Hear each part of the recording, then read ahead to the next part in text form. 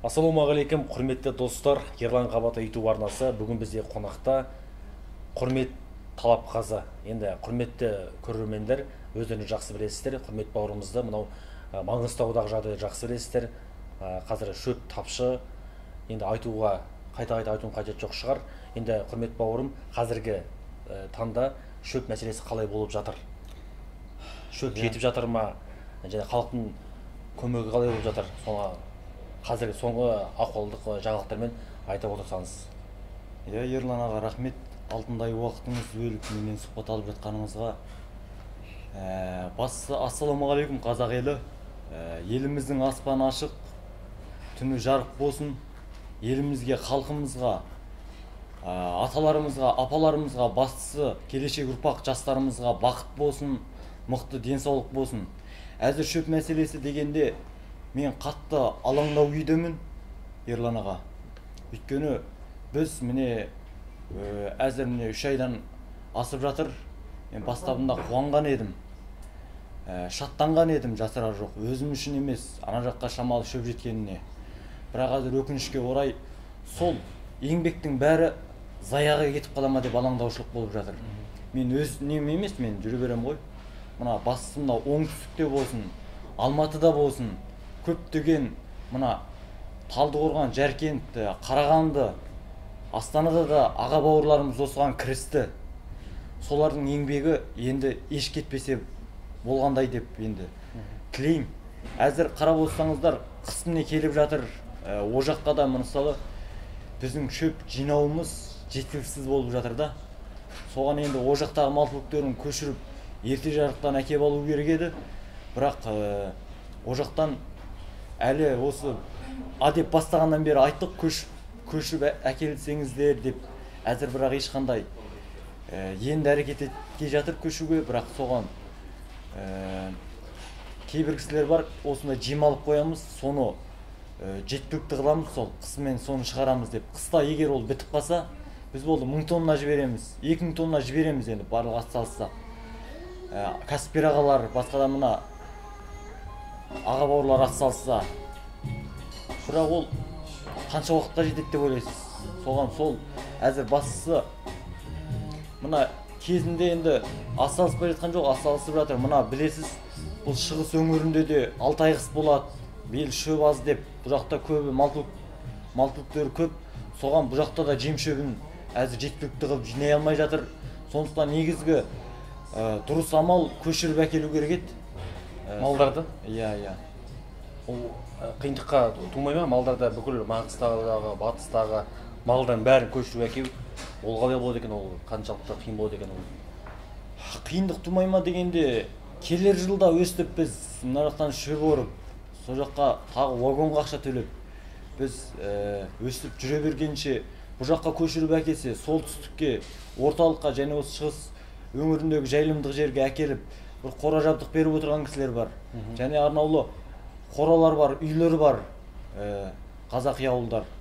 Осы жерге бақташ қойып қойса, келер жыл алаңсыз болады да, бұл жақта су байлығы да бар, шөп байлығы да бар. Егер ал көшірмей сол жаққа шөп жібере беретін болсақ, вагонға бір шығындаламыз, шөп жинап бір шығындаламыз. Тағы бұған бүкіл ел енді көп біріксе түк емес қой. Әзір білесіздер, мына шығыс өңіріндегі ел жұртты түсінуге болады. Әзір жанталасып жатқан осы бір оңға жетер жетпес адам, соған өте сол алаңдатарлық жағдай болып жатыр. Кейбір кісілер ойлауы мүмкін, бұл жай нәрсе деп. Бұл жай нәрсе емес, үлкен нәрсе бұл. Сондықтан енді кейбір кісілер мені біліп те отырған шығар, көмектескісі кеп те отырған шығар, бірақ мені елемей, алымсынбай жатқан шығар. Бірақ мен елемей қойыңыздар, мен бір жүрген бейшарамын деп ойлаймын. Өйткені бәріміз де былайша келеміз, кетеміз, бұл бір 5 күндік жалған сынақ өмір. Соған біз бұған әзір бастысы мына көмекті жеткілікті қылу керек еді. Менің бұл үндеуім енді сондай орынсыз болса да, бірақ әзірге көз алдағы жағдайға байланысты, төтенше жағдайға байланысты бұл жай нәрсе емес. Соған мен атсалысуды сұранамын. Жақсы, енді құрмет мырза, бейшара деп айтпаңыз. Сіз нағыз бір үлкен игі бастама, екінің бірінің қолынан келмейтін керемет бұл осы қиын кезде нағыз азаматтығыңызды, нағыз ер екеніңізді көрсетіп жатырсыз. Енді шөп мәселесін жаңа айтып жатырсыз ғой. Ұсыныс ретінде де жаңа бүкіл батыстағы малды осы шығысқа қарай әкеліп солар бақсын және соларға арнайы бақта қойсы деп сондай ойда отырсыз ғой. Иә. Әзір мысалы Талдықорған өңірінде 500 бас, 1000 бас мал түлкін қыстан шығарып береміз. Келер жылға да біз бағып шығарып береміз, шамалы төлдерін бізге үлестірсе болды дейді. Ана жаққа бәрі қырылып кеткенге қарағанда шамалы төлін беріп, осы жақта бақташы қойып, өздері барып келіп кетіп тұрады. Және мына Жамбыл облысында мына әкім ағамыз, аудан әкім ағамыз бір айдай болып қалды әзір. Зарлағалы осы жаққа көшіріп әкелу керек деп. Енді қазіргі таңда халықтан қандай көмек болып жатыр? Халық жаппай көмектесіп жатыр ма, әлде халықтың бұл жерде қалай болып жатыр, айтып берсеңіз? Енді жасырар жоқ, бұрындар атқа қоналаш деген кезде барлығы не қылған? Бұл жай нәрсе емес, апат шығынның алдын алу үшін халқым, ел жұртыма көпте көп рахмет. Бәрі асталысты десек болады. Мына Алматы оңтүстік өңіріндегі басқа да мына осы Шығыс Қазақстанда да, Семейде де, мына солтүстікте де біраз көлемде аға бауырлар ақшалай болсын, сөз жәрдемі болсын беріп жатыр. Бірақ тазасын айтайын, көмек енді басталды. Енді аға бауырларымыз бірігіп, осы қайырымдылықпен айналысып, қиналған ел жұртқа көмектесіп, және де мал түліктерінің осы жем-шөп мәселесін шешпесе, еліміз жағдай өте қиын.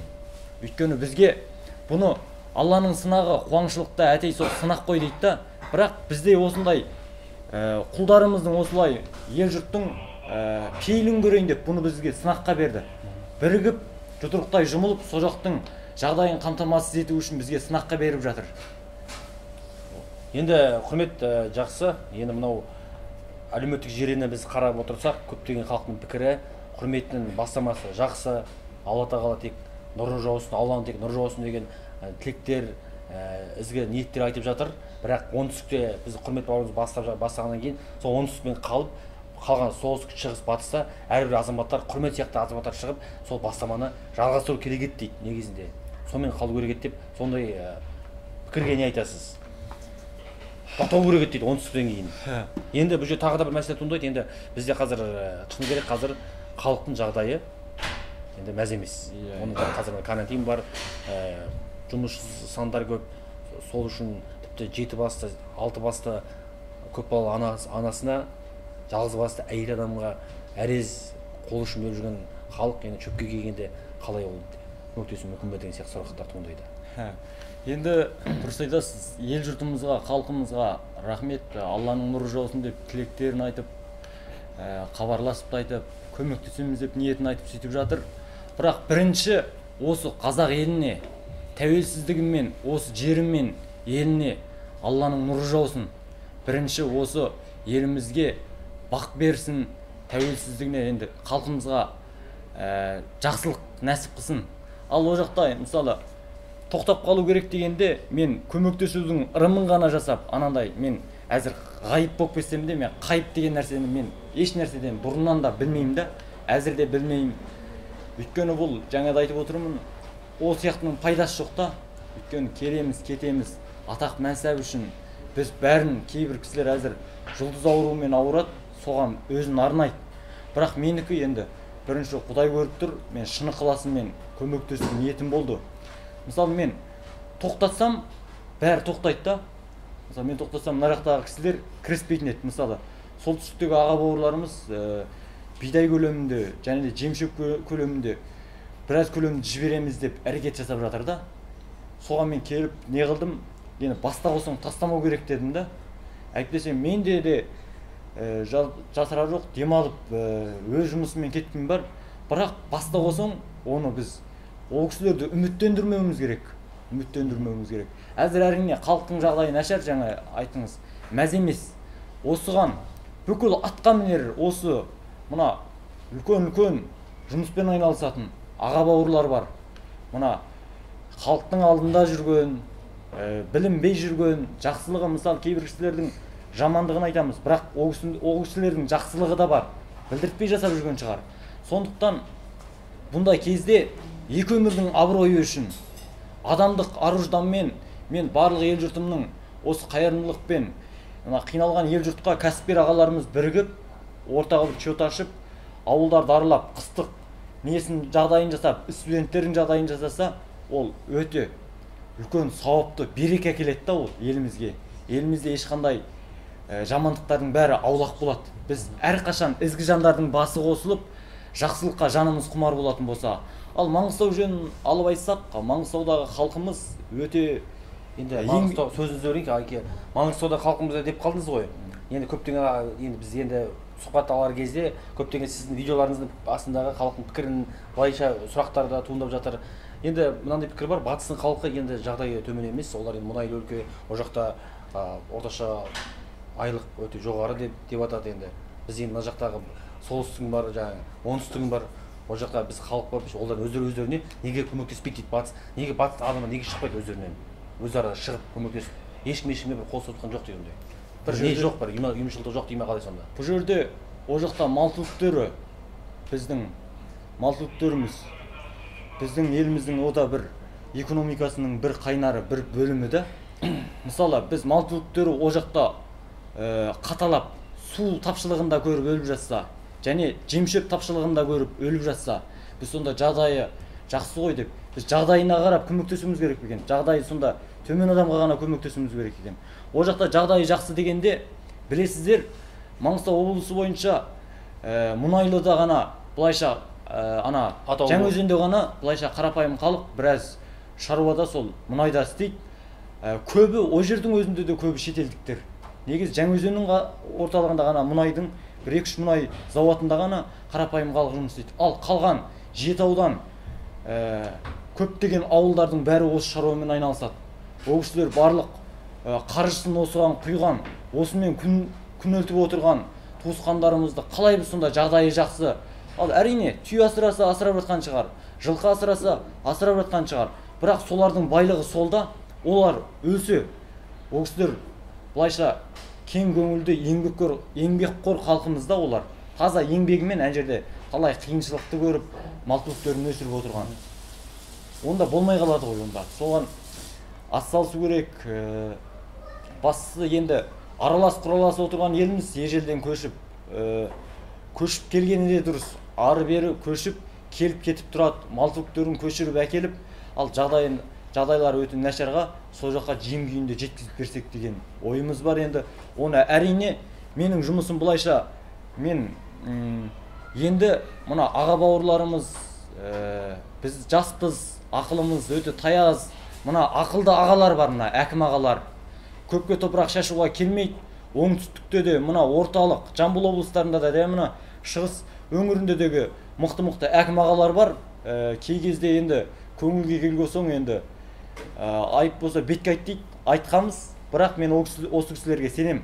Маңғыстау облыс әкімдігі мен осы орталық және оңтүстік әкімдігінің бірге бас қосып, осындай дөңгелек үстел әзірлеп, осыған қыстың қамын жасауды әрекет етіп, көшіру мәселесін және барлық жағдайды реттеу мәселесін ақылдасады деп мен сенем, үміттенем. Егер ол болмаса, онда енді өкінішке орай, өте өкінішті, бүкіл ел аттанысқа келді, асарға келді. Бұл елдің кінәсі деп ойламаймын. Мысалы, кейбір кісілер шығыс өңірін кінәлайды, көмектеспеді. Бірақ шығыс өңірінде 6 ай қыс болады. Бұл жақта не болмайды. Бұл жерде енді мен мына ардақтаймын, бұл әкім көпке топырақ шашу болмайды. Мықты әкім ағалардың осыған атсалысуы керек. Ендігі көмек енді басталды десек болады. Осы ауыл шаруашылық министрлігіндегі және осы әкім, Маңғыстау облысы, осы жақтағы әкім, аудан облыс әкімдеріне мен тапсырам бұл жұмысты. Өтініш етіп тапсырам. Жақсы. Енді сіз солтүстік Қазақстан, яғни Павлодар қаласында жүрген кезде сіз Астанаға арнайы Қасым-Жомарт Кемел-Тоқаевқа бардыңыз, президентке. Ақордаға бардыңыз. Мен Тоқаевпен сізді жолықтырмайтын анық қой енді. Бірақ Тоқаевпен жолыққан кезде Тоқаевқа не айтар едіңіз тура бетіне? Қандай дата айтар едіңіз? Мен Ақорда министрліктегі ғимаратты басып өтіп, былайша жол жөнекей полиция, сарбаз ағаларымыздың бәрі тоқтатты. Менің осындай ол кісілерде сезімі болды деп жол ашып бере берді. Ақорданың алдына шейін бардым. Ол жерде шынын айтты маған. Осындай президентіміз әзір іссапармен Жапонияда деді ма, Кореяда деді ма, сол жақта деді. Мен содан кейін түнге шейін күттім. Ол кісі 3-4 күнсіз келмейтінін білдім да мен. Өйткені мына солтүстікте жұмыс жүрмей жатқан, соған қайтып кеттім. Егер президентіміз сол кезде Астанада болатын болса, Нұр-Сұлтан қаласында болатын болса, мен кезікпей қайтпаушы едім. Өйткені мен кезігем деген сөзім бар. Оның үстіне президентімізді сыйлайым, былай халыққа көмектесеміз деген жарлығын шығартты анандай бұйрығын. Ризамын, президентіміз 1000 жасасын, 100 жасасын, бірақ ол кісінің елге деген көңілі әрқашанда сарқылмасын, денсаулығы мықты болсын. Әрқашанда айтарым, әзір былай қоғамның несі ме, бұл заманның шеттен кірген сондай ықпалы ма, әзір еліміз бөлініп кеткен, былай қарап отырсақ. Бай мен кедей, әртүрлі мына, әр жақта бөліну бар да, менсінбеушілік бар, алымсынбайды. Мысалы, көшеде бір кісі қара жұмыс істеп жүрсе, жағдайы бар кейбір кісілер, жалпаға топырақ шашпаймын, оны адам құрлы көрмейді да. Бұл 5 күндік сынақ өмірді әрқандай қанда, қарада, қарапайым адам болғандықтан тең орында болу керек. Бірақ сыйластықтың әрқашанда бірінші Алланың құлымыз, екінші сыйластықтың құлымыз да. Жақсы. Құрмет мырза, енді қазіргі таңда сіз жеке басыңыз бір ұйымда барсыз ба, партияға шақырды ма, әлде партияда болдыңыз ба мүшесінде? Оның ма шетелдік қоғам белсенділері, шетелдік белсенділер бар, саясаткерлер бар, солармен байланысыңыз бар ма тікелей? Жалпы мен бұлайша ешқандай ұйымда, ешқандай партияда жоқпын. Мен тек бір Құдайдың құлымын, екіншісі халқымның, ел жұртымның мен бұлайша құлымын. Өйткені мен бұл елдің азаматымын, бұл елдің ері болып туылдым. Мен сондықтан қазақ елі жолымен жүремін да. Мен тек мысалы әрқандай жерде біраз болсын мен саяси партиядағы шетелдегілермен ешқандай байланыс орнатып көрген жоқпын, хабарласып та көрген жоқпын. Бірақ ол кісілерге мен әрқашанда енді шетелде жүргендіктен бұлай адамдық ретінде, аға бауырлық ретінде ол кісілерге мен мықты денсаулық, ол жақта да қиналмауын мен Құдайдан тілеймін. Бастысы мен халқыма, ел жұртыма осындай ауызбіршілік, бұл бір 5 күндік жалғанда ел жұртымның бастысы бұл әзіргі ұрпағым, бұлай жастарды қарап ойлап ішім өртенеді. Кейінгі болашағымыз. Енді құрметті жастар деп қалдыңыз, енді сіз жасыңыз 24-те. 24 жасыңызда осындай үлкен игі бастаманы бастап жатырсыз. Енді шөп жинап, бүкіл қазаққа өзіңізді бірлікке шақырып, осы қол ұшын созайық, көмектесейік деп. Енді өзіңіз құрдастарыңыз, замандастарыңыз сізге қоңырау шалып, звондап, осылай көмектесейік, біз қалай көмек берейік саған құрдас деп, арнайы өзіміздің қатарластарыңыз болды ма хабарласқандар? Жалпы жастар, осы заман жастары. Тек Шымкент емес, бүкіл Қазақстан бойынша. Әрине болды. Жоқ деуге келмейді. Бәріне былай топырақ шаша беруге де келмейді. Мысалы, Түркістанда да, Алматыда да, әзірдің өзінде асырға келеміз деп жатқан оңтүстіктен де, Алматыдан да аға бауырлар бар. Бірақ оларды былайша келуіне де әзір бізге жасыра жоқ. Біздің есепте ешқандай ақша қалмаған. Соған Маңғыстау облысы әкімшілігінен ешқандай бізге бір тамшы да ақша бөлінген жоқ. Әйтпесе 100 миллиондаған ақша соның қорында жиналып отыр екен, кәсіпкерлермен ақша жиналған екен, шот тағайындалып. Енді көптеген бауырлар хабарласты ғой.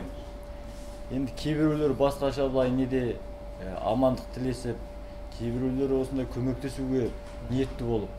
Маңғыстауға бардық, облысына бар. Қасыма 2 бала ерді, о да менің бауырларым. Басқа да тілектес, ниеттес болып, ақша тастаған, танымасам да жүк тасып жүріп, бір күндік ақшасын тастаған бауырларымды көргенде менің жүрегім ауырды да.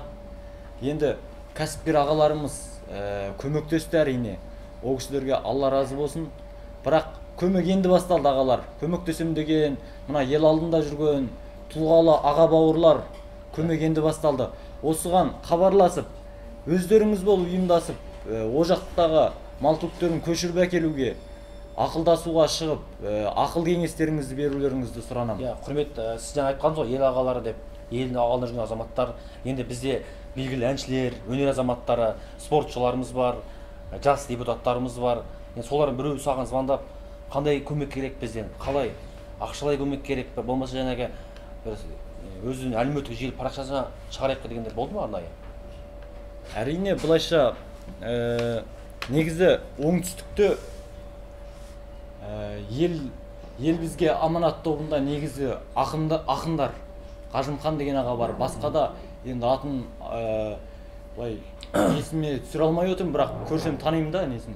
Көптеген ақын бауырларымыз, ақын аға бауырлар осыған кірісті, және сол ел аманат қайырымдылық тобындағы кісілер.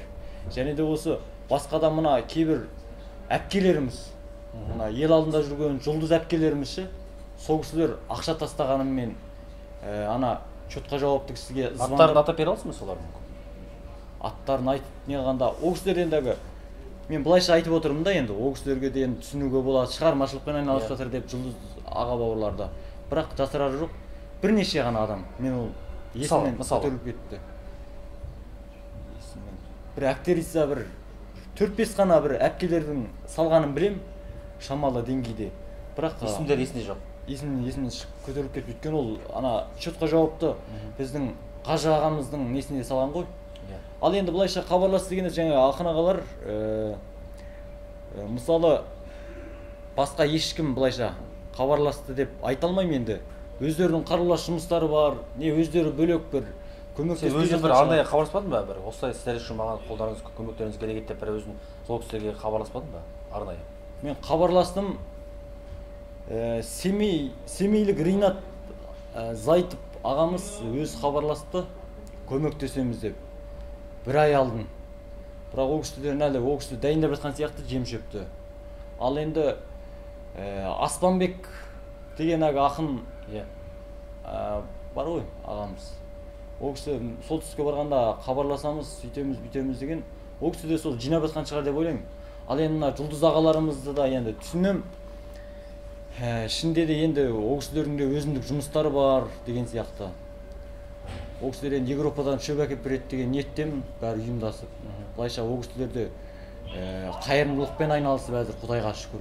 Соған сенеге біздің әншілеріміз шөп жинап, сізге хабарласып тек қана ол сізге емес, бүкіл қазаққа, бүкіл батысқа қол ұшын береді ғой.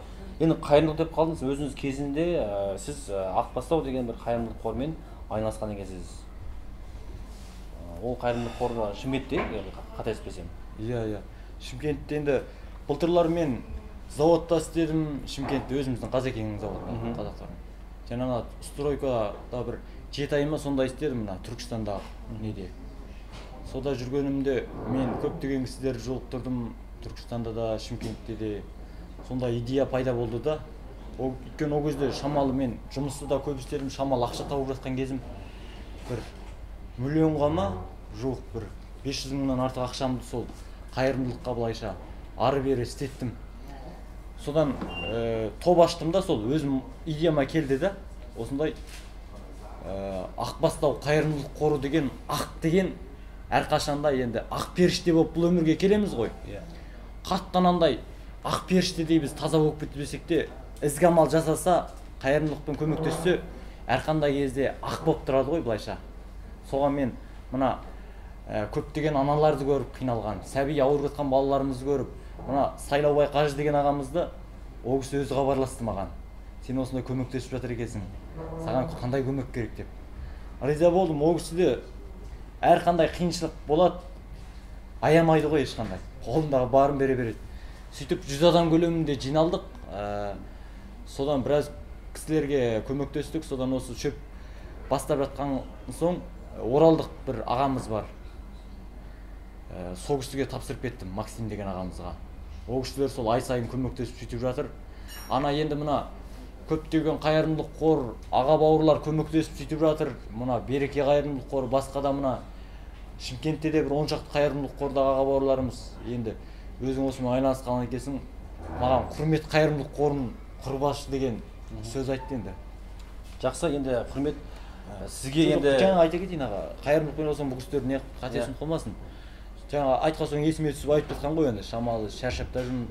Содан бұрында қайырымдылықпен айналысқан екенсің, өзің енді ел әзір шамалы ізгі жандар сені танып отыр, көмектеседі.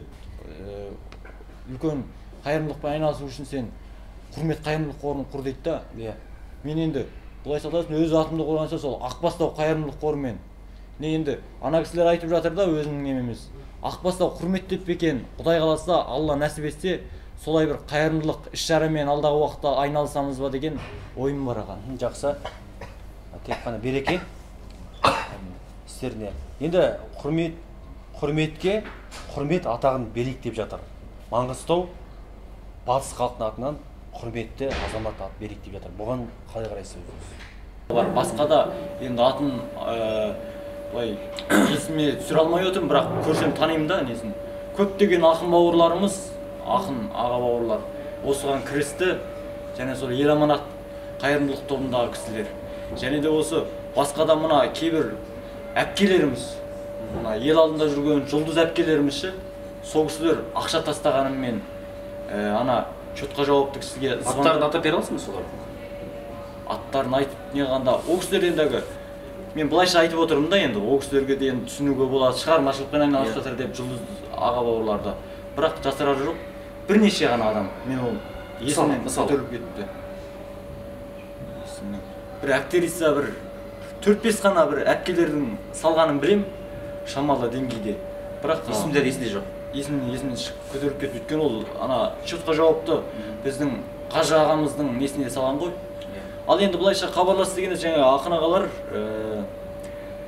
мысалы басқа ешкім былайша хабарласты деп айта алмаймын енді. Өздерінің қаралас жұмыстары бар, не өздері бөлек бір көмектесіп өзіңіз бір арнайы хабарласпадың ба? Бір осылай істер үшін маған қолдарыңыз көмектеріңіз керек деп бір өзім сол кісілерге хабарласпадың ба? Арнайы. Мен хабарластым. Семейлік Ринат Зайтып ағамыз өз хабарласты, көмектесеміз деп. Бір ай алдым. Бірақ ол кісілерін әлі ол кісі дайындап жатқан сияқты жем шөпті. Ал енді Аспанбек деген ақын бар ғой ағамыз. Ол кісі солтүстікке барғанда хабарласамыз, сөйтеміз, бүйтеміз деген. Ол кісі де сол жинап жатқан шығар деп ойлаймын. Ал енді мына жұлдыз ағаларымызды да енді түсінем. Ішінде де енді ол кісілердің де өзіндік жұмыстары бар деген сияқты. Ол кісілер енді Европадан шөп әкеп береді деген ниеттемін, бәрі ұйымдасып. Былайша ол кісілер де қайырымдылықпен айналысып әзір, Құдайға шүкір. Соған сенейік. Біздің әншілеріміз шөп жинап, сізге хабарласып тек қана ол сізге емес, бүкіл қазаққа, бүкіл батысқа қол ұшын береді ғой. Енді қайырымдылық деп қалдыңыз, өзіңіз кезінде сіз Ақбастау деген бір қайырымдылық қормен айналысқан екенсіз. Ол қайырымдылық қоры Шымкентте, қателеспесем. Иә. Шымкентте енді былтырлар мен заводта істедім, Шымкентте өзіміздің Қазекеңнің заводында қаласы. Жаңа стройкада бір 7 ай ма сонда істедім мына Түркістанда неде. Сода жүргенімде мен көптеген кісілерді жолықтырдым, Түркістанда да, Шымкентте де. Сонда идея пайда болды да. Өйткені ол кезде шамалы мен жұмысты да көп істедім, шамалы ақша тауып жатқан кезім. Бір миллионға ма жоқ, бір 500 мыңнан артық ақшамды сол қайырымдылыққа былайша ары-бері істеттім. Содан топ аштым да, сол өзім идеяма келді да, осындай Ақбастау қайырымдылық қоры деген, ақ деген әрқашанда енді ақ періште болып бұл өмірге келеміз ғой. Қаттанандай ақ періштедей біз таза болып кетпесек те, ізгі амал жасаса, қайырымдылықпен көмектессе, әрқандай кезде ақ болып тұрады ғой былайша. Соған мен мына көптеген аналарды көріп қиналған, сәби ауырып жатқан балаларымызды көріп, мына Сайлаубай Қажы деген ағамызды ол кісі өзі хабарласты маған. Сен осындай көмектесіп жатыр екенсің, саған қандай көмек керек деп. Риза болдым, ол кісі де әрқандай қиыншылық болады, аямайды ғой ешқандай. Қолындағы барын бере береді. Сөйтіп 100 адам көлемінде жиналдық. Содан біраз кісілерге көмектестік. Содан осы шөп бастап жатқан соң оралдық бір ағамыз бар. Сол кісіге тапсырып кеттім, Максим деген ағамызға. ол кісілер сол ай сайын көмектесіп сөйтіп жатыр. Ана енді мына көптеген қайырымдылық қор, аға бауырлар көмектесіп сөйтіп жатыр. Мына Береке қайырымдылық қоры, басқа да мына Шымкентте де бір 10 шақты қайырымдылық қордағы аға бауырларымыз. Енді өзің осымен айналысқан екенсің, маған құрмет қайырымдылық қорын құрбашы деген сөз айтты енді. Жақсы, енді құрмет сізге енді жаңа айта кетейін аға, қайырымдылық қойған соң бұл кісілер не қатесін қалмасын. Жаңа айтқан соң есіме түсіп айтып жатқан ғой енді, шамалы шаршап та жүрмін. Содан бұрында қайырымдылықпен айналысқан екенсің, өзің енді ел әзір шамалы ізгі жандар сені танып отыр, көмектеседі. Үлкен қайырымдылықпен айналысу үшін сен құрмет қайырымдылық қорын құр дейді да. Мен енді құдай сақтасын өз атымды қорғанса сол Ақбастау қайырымдылық қорымен. Не енді ана кісілер айтып жатыр да, өзінің нем емес. Ақбастау құрметтеп екен, Құдай қаласа, Алла нәсіп етсе, солай бір қайырымдылық іс-шарамен алдағы уақытта айналысамыз ба деген ойым бар аға. Жақсы. Тек қана береке істеріне. Енді құрметке құрмет атағын берейік деп жатыр. Маңғыстау батыс халқының атынан құрметті азамат ат берейік деп жатыр. Бұған қалай қарайсыз? Мен былайша айтқанда, мен өзім құрметтім да, оған маған ешқандай құрмет өрдені, осы сияқты қошеметтің керек жоқ. Әзір бастысы еліме, халқыма рахмет, асталысқан мына ел ағаларына, кәсіпкер ағаларға рахмет. Көмек енді басталды, асталысуын сұранам. Ал құрмет өрденін десек, қарап отырсаңыз, Семей, Өскемен, Павлодар әзір біз еліміздің тілінде тұрған жоқ. Мысалы, Семейді алып айтсақ, біздің Абай атамыз Россияға да бүкіл әлемге не қылды? Ол кісі көмектесті. Барлық рухани жаңғыруды сыйлады. Мен Абай атамды қатты оқыған адам сияқты Абай ата танушысы болып тұрмасам да, Семейге Абай қаласы деген ат беру керек. Құрмет маған өтініш етіп, мен өзім маған құрмет бермей қойыңыздар, өтініш етіп сұранарым сол. Ал Өскеменді де мен жауап берем. Кім не сұрақ қойса да, Павлодарға да бәрін қазақшаға өзгерту керек деп ойлаймын. Жақсы. Бұл анандай саясатқа араласып тұрғаным жоқ. Мен азаматтық құқығыммен осы елдің азаматы болғансоң, өз елімнің жағдайын айтуым керек. Әйтпесе Павлодар болып тұра берсе, бізді бұлайша елеп те қоймайды, алымсынбайды да кейбір кісілер енді ел жұрттар. Жақсы, енді Өскемен деп қалды. Өскеменде бізде барлығы қазақша. Қазір өзгерген. Ол сондай бір ой қалыптасқан шығар. Енді құрметті мырза, Түркияда біздің Арман Деки деген азаматымыз бар, ағамыз. Сол Арман ағамыз өзіңе шықты, сізге байланысқа шығып, хабарласып, құрмет менен қандай көмек керек деп жатыр. Арман Деки дейді, лақап аты. Енді Арман ағамыз сау болсын. Барлық мына шетелде жүрген кісілерге мен жамандық тілемеймін. Байланысым жоқ болса да, ол кісілерге мен әрқашанда тілектес болып отырамын. Ол кісіге былайша ойымда жүріп, кейбір аға бауырларды айтып жатады, бірақ ол кісіге енді анандай бір не адам сияқты бір жағымпаздық деген жек көремін да мен. Жағымпаздық деген анандай бір не қылса осындай бір нені көмекті пайдаланып, анаған да байланысқан шығып. Мысалы айтпесе мен ана президент іздеп барған кезде де жағымпаздық деп ойламасын деп, бірақ амалым жоқ болды да ол кезде. Басқаға мүмкін емес болды. Енді Арман ағаны былай айтсақ, ол кісі де былай қайырымдылықпен айналысатын, жүрегінде елім деген жазуы бар азамат ағамыз. Ол кісімен осы қайырымдылық үлкен жұмыстарды бірге істеуге, ол кісімен байланысқа шығу ойым бар әрине. Бірақ Түркістанда кішкентай кезіммен бокста бірге айналысқан Арман ағамыздың Сержан деген інісі бар. Ол мен былтырдан бері ол кісімен байланыстамын, мен ол кісімен хабарласып, бір-бірімізбен амандасып тұрамыз. Ол кісі де өте анандай қайырымдылық жолымен, және осы өте анандай сондай жақсы кісілер, осындай ізгі аға бауырлардың мен осындай қайырымдылыққа атсалысуымен өтініш етіп сұранам. Осы алдағы уақытта ол кісімен бекен былай нөмірін тауып, ол кісімен хабарласамын деген ниеттемін Арман ағамен. Жақсы. Енді құрмет, мынау қазіргі таңда сіз осы шөппен айналысып жүрген кезде, сіздің сыртыңыздан халықтар, мынау бізде жас депутат бар, Мадия Ахметов бар, ауыл шаруашылығы министрі бар, соны барлық жерден алып жерге салды енді. Сендер жасамаған істі жай бір Шымкенттің тұрғыны құрмет Талапқазы жасап жатыр дейді.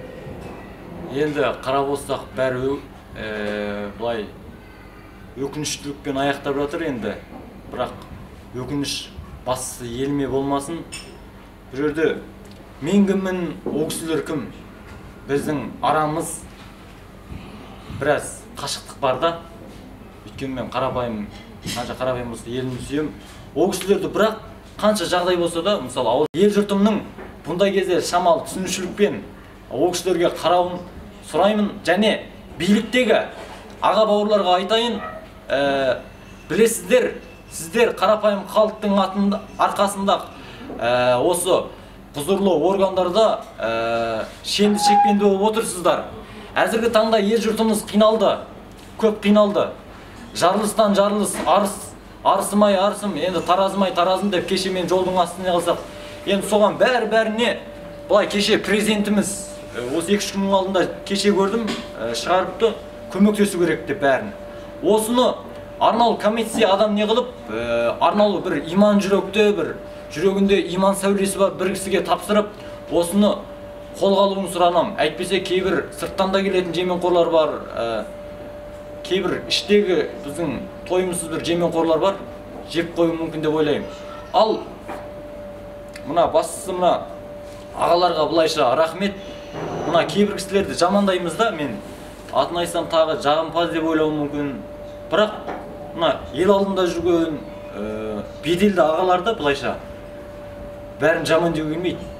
Жаман деуге келмейді. Олардың жасырында істеп жатқан анандай, мысалы, жария қылмау керек. Жариялы қайырымдылық, жариясыз қайырымдылық дейді ғой. Олар жария қылмай былайша қиыншылығы бар кісілерге көмектесіп жатқан болу керек. Сол кісілерге мен өтініш айтарым, аға бауырлар, осы біраз қайырымдылықпен және осы әр салалы жағдайға сіздердің ақылдарыңыз, білімдеріңіз өте жоғары, соған атсалысуларыңызды өтініш етіп сұранам. Енді құрметті мырза, оны үлкен ағаларымыз бар, жеке кәсіпкерлер бар бізде. Сол кісілерге енді осы шөп мәселесі ғой, бізде бүгінгі сұхбатымыз барлығы негізгі талқылау шөп мәселесін халыққа біраз көмекке шақыру, енді қолдан келгенше, әркім өз санасында кім қол үшін бергісі келеді, кім бергісі келмейді. Енді осы сұхбатымыздың соңында сол қазіргі таңда жеке кәсіпкерлеріміз бар, мықты азаматтарымыз болса, қаржысы бар. Соларға үндеу айтуға мархабат. Бұл жерде кәсіпкер ағалар дегенде енді әзір кәсіпкер ағалар басқада ел жұрт болып көмек енді басталды дедім ғой. Көмек енді басталды. Мына әзір қыруар жем шөп, арпа, бидай шетел асып кеткей тұр. Россияға, Қытайға, бәр жаққа кетуі мүмкін да.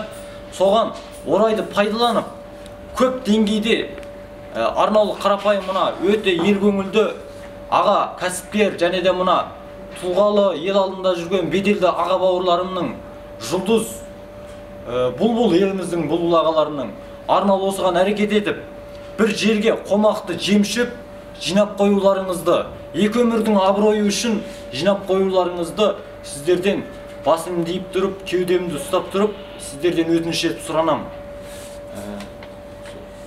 Жақсы, енді құрмет эфир соңында өзіне көп рахмет. Біріншіден, енді қазіргі таңда расымен де құрметті деген атқа лайықтысың.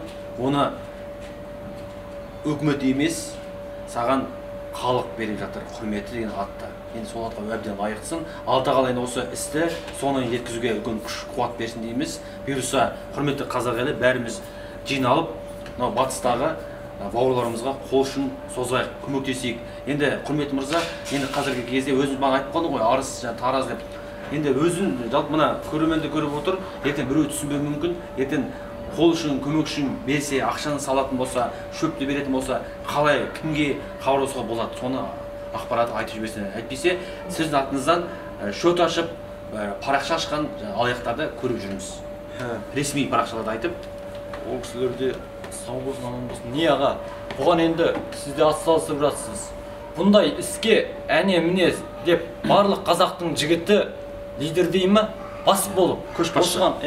Атсалысуымен өтініш етіп сұранам. Бұған енді бізде әзір қомақты жем-шөп алып қоймамыз керек. Және де осы